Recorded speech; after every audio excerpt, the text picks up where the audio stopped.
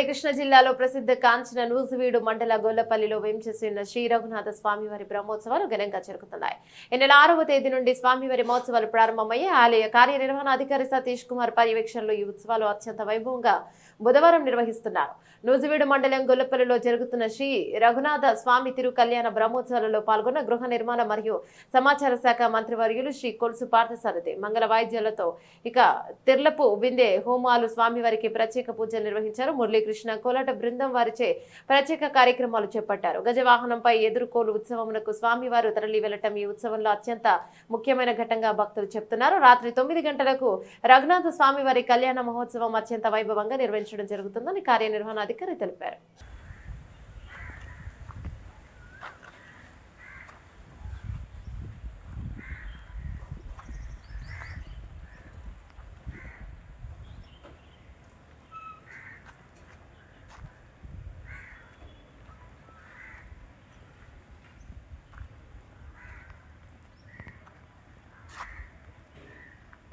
ఏమంటారు ఇడ్లీ